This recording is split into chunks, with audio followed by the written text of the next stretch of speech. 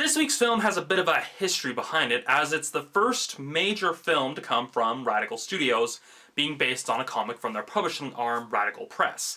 The idea was brought to them by the director, Joseph Kosinski, and was basically tested as a comic series before it was greenlit to be made into a movie. That's kind of the MO of Radical Press in general, is that they have a lot of these comics, they're kind of tailored and designed with a film adaptation in mind.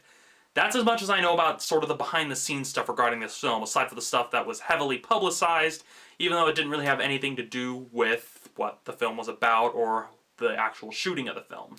You probably all know what I'm talking about, just connect the dots yourself.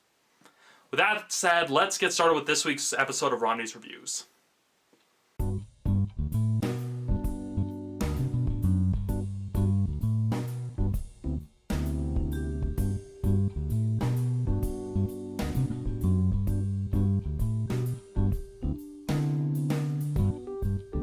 Now, I had a difficult time really trying to summarize the story when I was writing the paper version of this because, well, it's kind of a complicated story. I mean, even the setup is a bit complicated because at least they actually do a good job of explaining it with its exposition and kind of establishing what happened.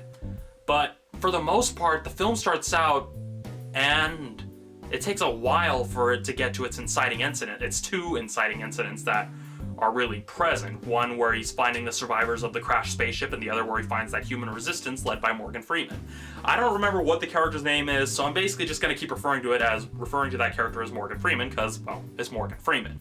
Everybody else is probably going to be doing the same exact thing. Now, even when the stuff actually gets started and we actually have the story take off, it still feels really long in places, mostly because of its episodic, almost comic book-like storytelling structure, because it really shows in the design of the film that this was based on a comic book, particularly with how it's paced. You could almost like divide it into where each issue, quote-unquote, ended. Even if they were trying to be faithful to the source material, there are some things that could have been shortened, condensed, if not outright cut from the film. That's another thing that I kept feeling. It just felt kind of long and at times even kind of boring. On that same note, some of the stuff they introduced isn't developed that well until really towards the end. I mean, you learn about like the human resistance survivor thingy going on, fighting against the drones, but since we're following Tom Cruise's character, Jack Harper, and that chick with the Russian last name, both in the story and in real life, I don't really know the actress's name, but we're following those characters throughout most of the movie that we don't really get enough time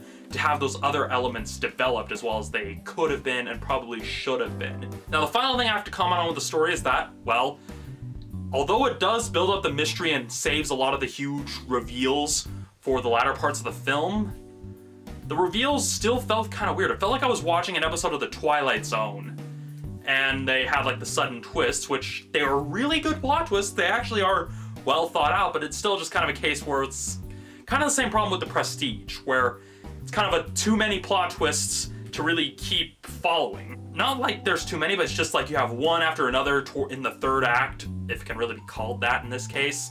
And so you just get all this stuff that's revealed and revealed and revealed, and it kind of gets a little overwhelming. The ending of the film just leaves you even more confused. I mean, at least it's conclusive, at least it feels like an ending, but something is brought in at the ending. I'm not going to spoil it, but something is brought in at the ending that just makes you question what is really going on at the end. And so that's pretty much what I felt like. I felt fairly confused with the way the film ended, and not like confused in the sense I didn't know what was going on, but just confused mostly with the logic on part of the characters.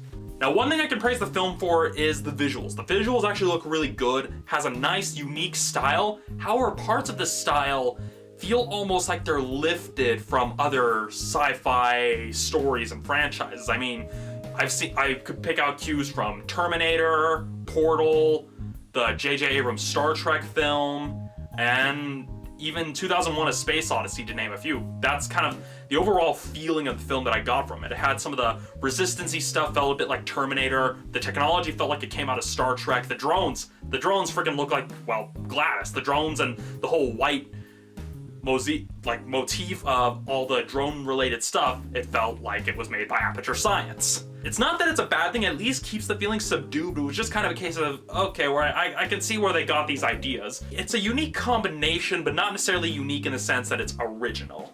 So overall, it's a fairly entertaining film. The story gets kind of complicated, as well as drags in a few places. It's kind of got a pacing that's more akin to a Stephen King miniseries, except with a much better payoff at the end. With that said, on my personal scale, I give Oblivion a 4 out of 5. Again, I'm giving it a 4 out of 5 because at least it didn't have as many flaws that actually detracted from the experience. So it's still an enjoyable movie, but it kind of hurt my head a little bit. So if you're a fan of like the science fiction stories you see in the Twilight Zone or the Outer Limits, you'll probably enjoy it. And even the average moviegoer might enjoy it, at least some aspects of it, but your head might hurt a little bit. I mean, I've heard other people giving it some pretty bad reviews, but in my opinion, it's an okay film. It's a film. It's kind of a case where the only reaction I can give it is kind of, eh. So that's it for this week's episode of Raw News Reviews. Hopefully I kept it as short as I can because there's not really much else to say about the film. As for next week, well, not looking forward to it because, well, it's Michael Bay. Next week's Pain and Gain. See you then.